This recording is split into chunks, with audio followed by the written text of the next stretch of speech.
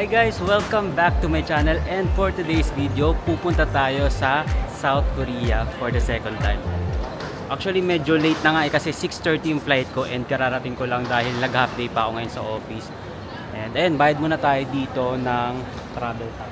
Dito kaagad. Pagka entrance dito sa sa NAIA Terminal, ang katapat nun, travel tax. So marami na rin silang booth, so hindi na ganun kahaba yung mga pila kung sakali. Tara! And ngayon, hanapin lang natin yung booth ng Cebu Pacific kasi parang nagkaroon ng changes. Dati parang sa may letter E yun, pero ngayon parang wala na doon. Hanapin natin. Tara guys, sana hindi masyadong mahaba yung pila kasi gusto ko pa sana makapag-airport lounge bago tayo pumunta sa may boarding gate natin. Tara, hanapin natin. Ano yung Cebu Pacific? So guys, parang naglipatan sila ng mga counter dito. Nandito na sa may letter A yung sa Cebu Pacific. So tara. Yan ang daming tao.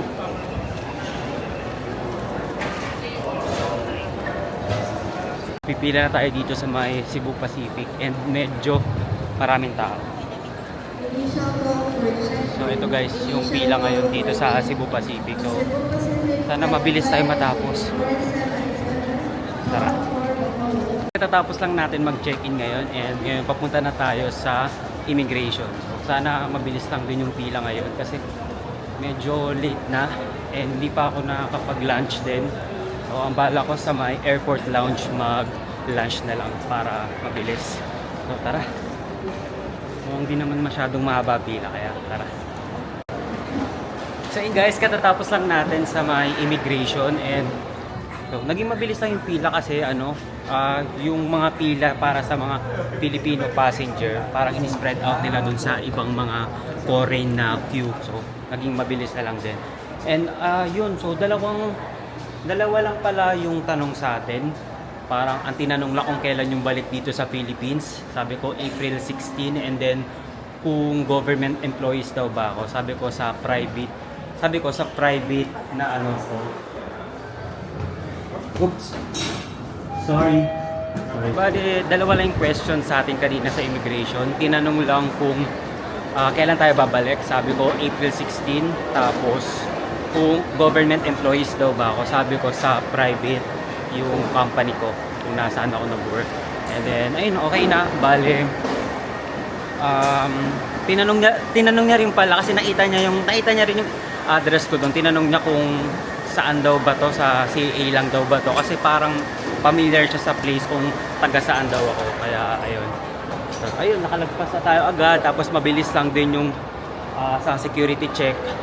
So pinalabas lang din yung laptop and yung mga batteries naka-pack dito sa bag ko, so bawal i-check in yung mga batteries, any kind of batteries for safety purposes. So ayun, mukhang may pila. Dito tayo ngayon sa port level ng NAIA and check natin kung makakapag-airport lounge tayo. So mukhang maraming tao ngayon, so check natin kung possible.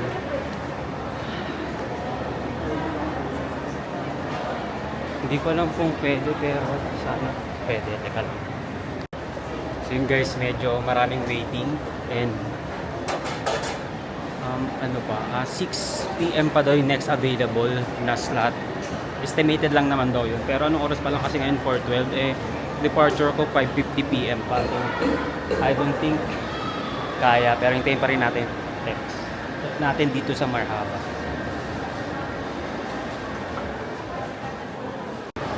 So ayun guys, puro waiting list tayo sa Marhaba at saka sa Pugs.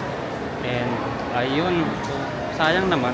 Sana pala inagahan pa natin para nakapag-lounge pa tayo. But anyway, try natin hintayin kahit last minute.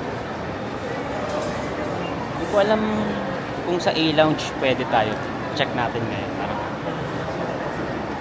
So guys, tingin ko din kasi ngayon dahil nga mas aware na ngayon yung tao sa perks ng mga credit card, talagang na-maximize and medyo nagiging crowded na din yung mga airport lounge, kaya hindi rin natin masisi kung nililimit nila kasi may mga priority talaga sila na mga flight, lalo ng mga business class, yung mga first class, mga ganong flight. But anyway, mag-wait na lang tayo kung sakaling magkakaroon tayo ng chance makapag-lounge mamaya. Tara.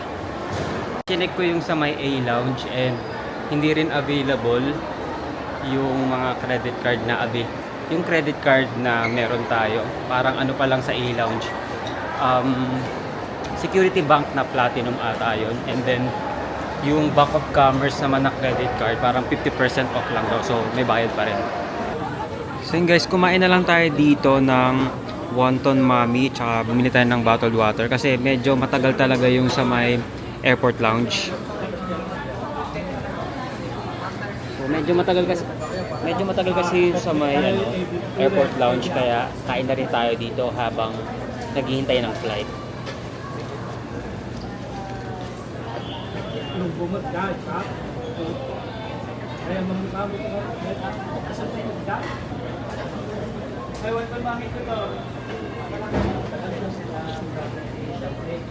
Sarap din guys. Medyo pricey lang siya since nandito tayo sa loob ng airport.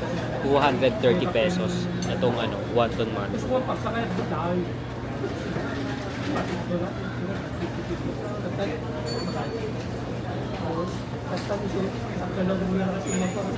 So yun guys, katatapos lang natin kumain dito sa may GMH or Great Manhan.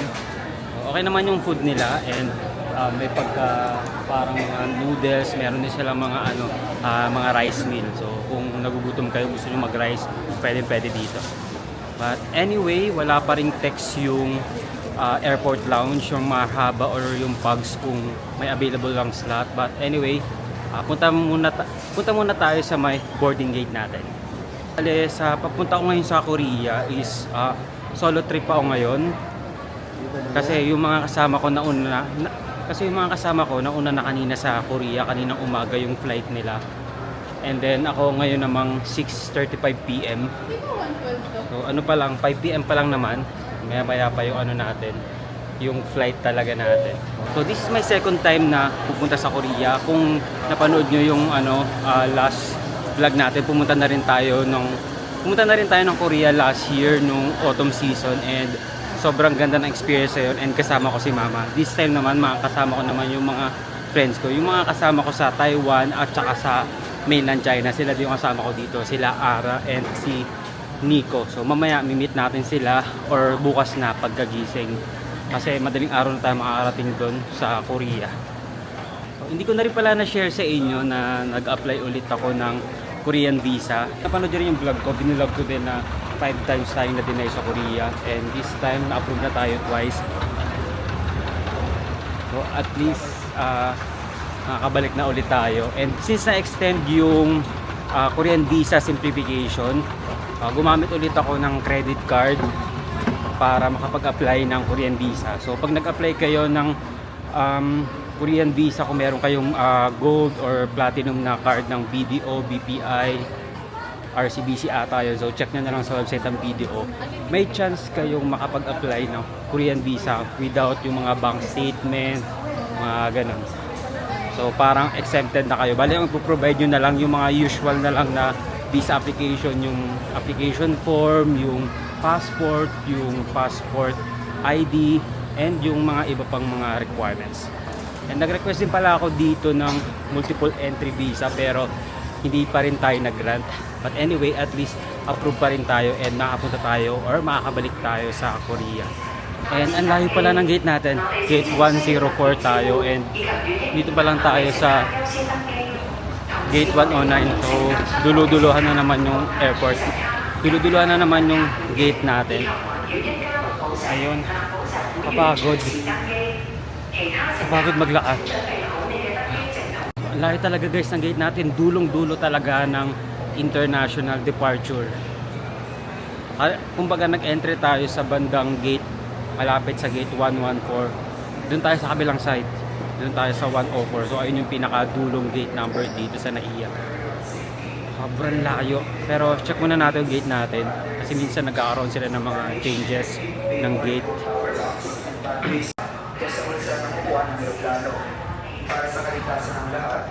Hindi pala dulong-dulo, malapit, katabi ng dulo na gate yung boarding gate natin. Dito tayo sa gate 104, bound for Incheon. Sobrang daming tao. Hindi pala tayo nakapag-request ng ano, ng window seat.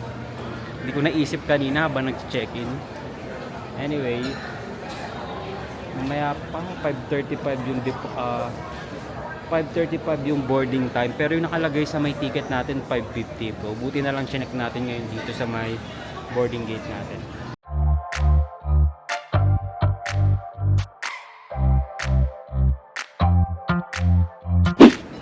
Finally guys, nakapasok na tayo dito sa lounge. Kain na tayo. Saan ba tayo?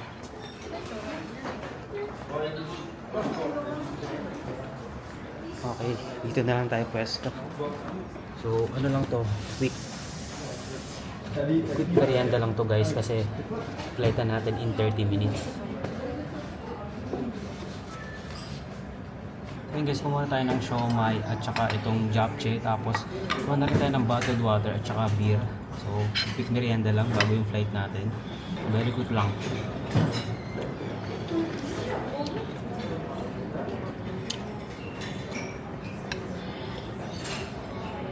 Ang ganda na ng araw dito, no? Pa-sunset na.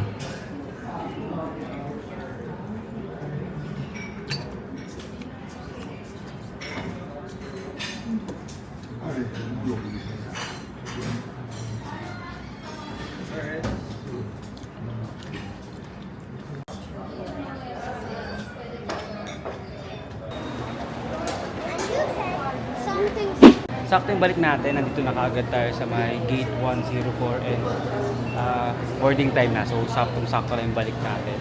Pila na tayo.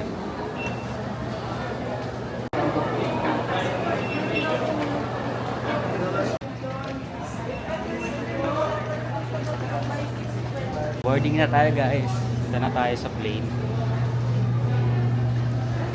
So ang estimated time of arrival natin around 11 PM. I think local time na yun ng Korea, yung 11 PM na yun. So, parang mga 3 to 4 hours lang din yung biyahe natin.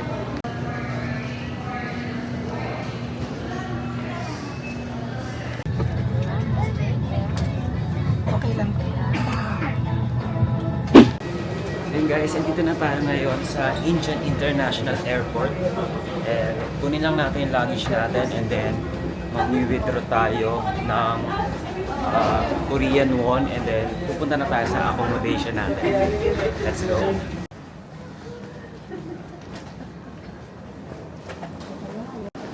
So yun guys, nagsuot na rin pala ako kanina ng jacket nung nag-CR ako kasi tingin ko malamig pag ganitong gabi or umaga. Pupunta tayo sa arrival area.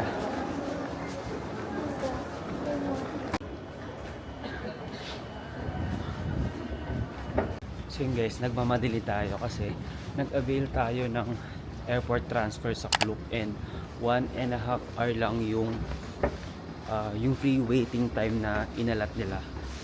So pag more than that ka, pag more than 1.5 hour ka nagpahintay, may additional fee na. Parang 10,000 won ata yun per 30 minutes. So let's go.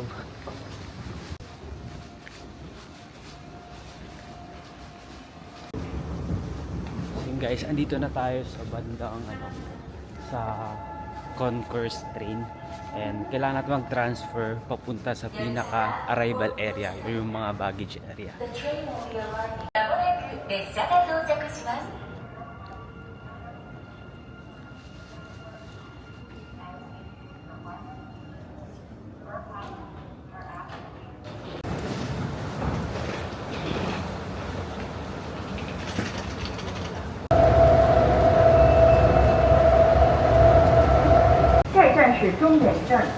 Guys, dito naman tayo sa may Incheon International Airport Terminal 1. Tara.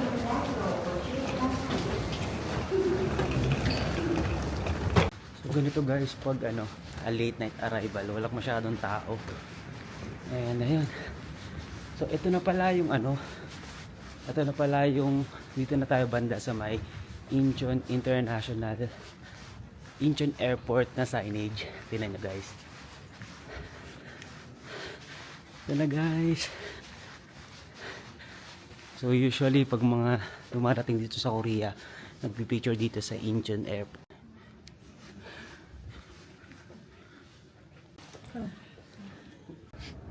So dito tayo guys, 5J188 Manila arrive.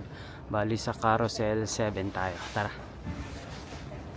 Sobrang bilis ko lang guys sa immigration since ako lang yung nasa pila, ako yung pinakauna. So inunahan ko lahat ng mga kasama ko sa flight para mabilis lang kasi may hinahabol tayong airport transfer, bawal tayo mali. And ito na yung carousel number 7. So kunin ko lang yung luggage ko and then labas na tayo, saglit lang. Okay guys, ito na kagad yung luggage natin.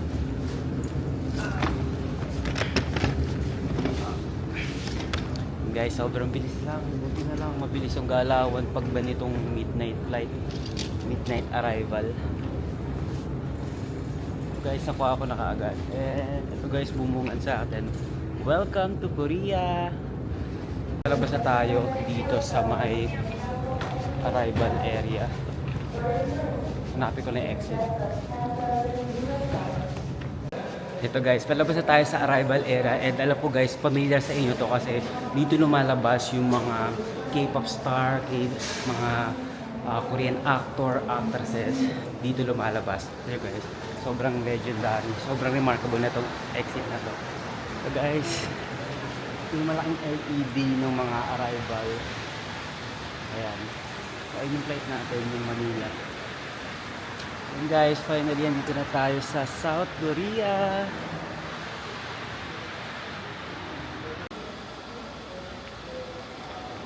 Gagawin natin ngayon, mag-withdraw muna tayo sa Woori Bank. Hanapin lang natin dito sa arrival area. Okay. Pag late arrival pala dito sa Incheon International Airport, close na yung RX or yung mga train station dito. Kaya ang option nyo is mag-bus, mag-taxi, or mag-airport transfer. Isa sa mga itatry ko ngayon dito is yung airport transfer na nabook natin sa Klook. So, kung bus naman kayo, paglabas nyo ng arrival area, dito kaagad yung mga bus ticket. So, pwede kayong bumili dito ng bus ticket, papunta sa Seoul Station, and then from Seoul Station, papunta na kung saan yung accommodation ninyo. So, ito guys, I think ito na. Ito na ata yung Woori Bank. Ito siya guys. Woori Bank. Ito yung ang pinaka-landmark. Itong currency exchange. Ito yung katabi. Woori Bank Self-Exchange at saka Global ATM. So dito tayo sa Global ATM. So ito guys yung gagamitin natin. GCash Visa Card para mag-withdraw dito sa Woori Bank. So think English. So ito guys, naka-withdraw na tayo dito sa may Hana Bank. Ito yung Hana Bank sa may arrival area. And kanina nagloloko pa kaya hindi ako nakapag-withdraw pero ito na, at least meron na. Tara na guys. Nakapag-withdraw na rin tayo sa wakas after ng ilang try. So ngayon, nag-chat na rin sa WhatsApp yung driver natin para sa airport transfer natin. Dito na siya. Tara guys, labas na tayo.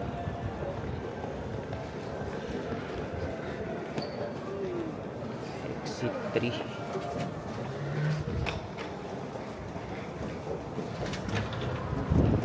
Wow, medyo malamig-lamig, sarap.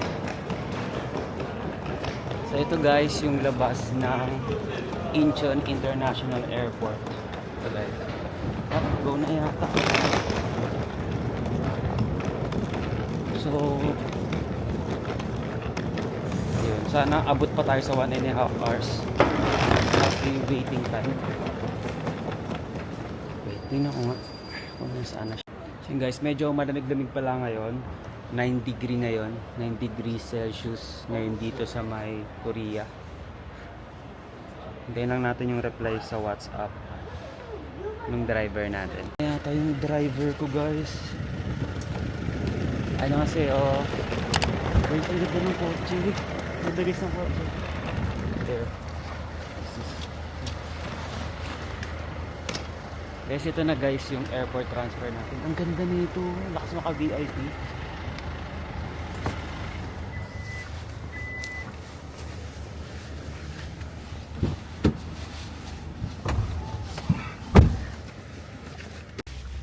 Ayun guys, on the way na tayo. May pailaw pa dito sa taas. So yun guys, nagpagas lang yung driver natin kaya nag-stop tayo for a while. But anyway, sobrang sulit guys kung mag-a-avail kayo ng airport transfer guys. Actually, up to 3 packs lang talaga to, kaso isa lang ako. And nakakuha kasi ako ng malaking discount din sa Klook, kaya parang ang binayaran ko na lang around 300 to 400 pesos. Sobrang ganda guys. Tapos may pailaw pa dito sa taas. By the way, kanina pala nagkakaroon ng error yung pag-withdraw ko. Pero gumana na. Tingin ko nagkulang lang yung laman ng GCash ko kasi nung nag-withdraw ako ng 300k won, ayaw mag-proceed, parang exceed withdrawal limits daw, ganyan. Tapos tinaray ko na mas mababang amount, ginawa kong 200k won, ayun gumana na siya. Gumana na siya sa Hana Bank kasi sa Wori Bank hindi siya gumagana, hindi ko rin alam. Parehas yung error eh. Parehas nire-reject. Tapos nung nag-try ulit ako nung last, gumana na siya. So nung nag-withdraw tayo ng 200k won, ang nabawas sa atin is 8,000 pesos. Ito guys, 8,000. Hindi ko alam kung kita. Pero ang nabawas is 8,000 pesos.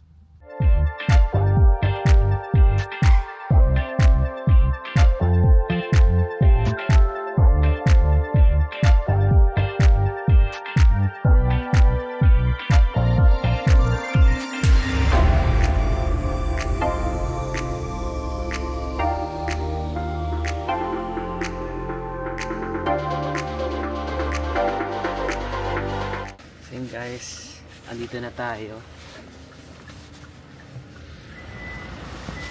Social talaga ng may airport transfer. So guys, ang ganda.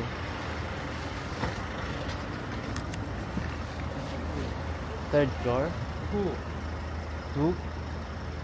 Okay. 봤어요? 쿠버. Cube, yeah. 저 쿠버. Okay. 예.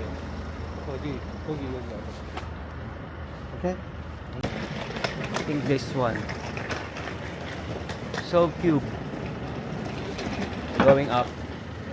So guys, dito tayo sa Seoul Cube Myeongdong mag-stay. 저기 호텔 하우스. 저기 쿠버. So Seoul Cube. Yes. Yeah, third floor. Kamsahamnida. Pasok na tayo. May password. Teka lang. May sinend na password eh. Teka lang. May password din dito sa glass, pero nagbukas na kasing isa kasi kumakapasok agad. Teka lang. So dahil na late check-in, nagsend na ng details yung ano natin.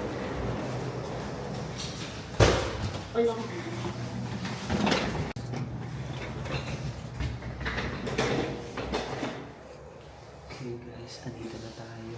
Tahimik. Ito guys, so cute. Myeongdong. Medyo maingay tayo. Room E.